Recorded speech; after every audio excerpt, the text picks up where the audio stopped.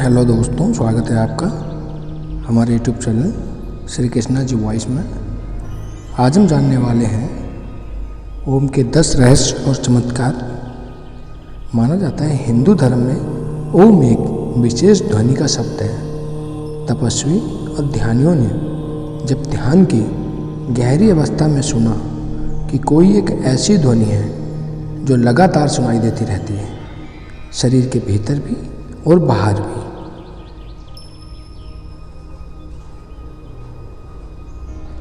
हर कहीं वही ध्वनि निरंतर जारी है और उसे सुनते रहने से मन और आत्मा शांति महसूस करती है। तो उन्होंने उस ध्वनि को नाम दिया ओम। आइए जानते हैं ओम के रहस्य और चमत्कार। अनहद नाद, इस ध्वनि को अनहद नाद कहते हैं। अनहद अर्थात जो किसी आहट या टकराहट से पैदा नहीं होता बल्कि स्वयंभू है, इसे ही नाद कहा गया है। ओम की ध्वनि एक शाश्वत ध्वनि है जिससे ब्रह्मांड का जन्म हुआ है। ओम एक ध्वनि है जो किसी ने बनाई नहीं है, या वह ध्वनि है जो पूरे कण कण में, पूरे अंतरिक्ष में हो रही है और मनुष्य के भीतर भी यह ध्वनि जारी है। सूर्य सहित ब्रह्मांड के प्रत्येक ग्रह से यह ध्वनि बाहर निकल रही है। ब्रह्मांड का जन्मदाता भी कहते हैं। शिव पुराण मानता है कि कोई नाद और बिंदु के मिलन से ब्रह्मांड की उत्पत्ति हुई। नाद अर्थात ध्वनि और बिंदु अर्थात शुद्ध प्रकाश। यह ध्वनि आज भी सतत जारी है। ब्रह्म प्रकाश स्वयं प्रकाशित है, परमेश्वर का प्रकाश, इसे ही शुद्ध प्रकाश कहते हैं। संपूर्ण ब्रह्मांड और कुछ नहीं, सिर्फ कंपन, ध्वनि और प्रकाश की उपस्थिति ही है। जहाँ जितनी ऊर्जा होगी वहाँ उतनी देर तक जीवन होगा। यह जो हमें सूर्य दिखाई दे रहा है, एक दिन इसकी भी ऊर्जा खत्म होने वाली है। धीरे धीरे सब कुछ विलीन हो जाने वाला है, बस नाद और बिंदु ही बचेगा। तीसरा, ओम शब्द का अर्थ। ओम शब्द 3 ध्वनियों से बना हुआ है, आ, उ, मा। इन तीनों ध्वनियों का अर्थ उपनिषद में भी आता है। आ मतलब आकार, उ मतलब ओंकार और मा मतलब मकार। आ ब्रह्मा का वाचक है जिसका उच्चारण द्वारा हृदय में उसका त्याग होता है।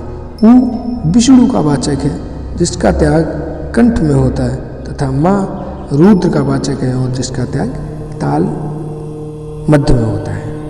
ओम का आध्यात्मिक अर्थ क्या है? ओ, उ और मा, उक्त तीनों अक्षरों वाले शब्द की महिमा अपरंपार है। यह नाभि, हृदय और आज्ञा चक्र को जगाता है। यह ब्रह्मा, विष्णु और महेश का प्रतीक भी है और यह भूलोक, स्वर्गलोक का प्रतीक है। ओमकार ध्वनि के 100 से भी अधिक अर्थ दिए गए हैं। ओम मोक्ष का साधन भी है। ओम एकमात्र ऐसा परम मंत्र जो आपको अनहद या मोक्ष की ओर ले जा सकता है। धर्मशास्त्रों के अनुसार मूल मंत्र या जप तो मात्र ओम ही है। ओम के आगे या पीछे लिखे जाने वाले शब्द गौड़ होते हैं। प्रणव ही महामंत्र और जप योग्य है। इसे प्रणव साधना भी कहा जाता है। यह अनादि और अनंत तथा निर्वाण, कैवल्य, ज्ञान या मोक्ष की अवस्था का प्रतीक है।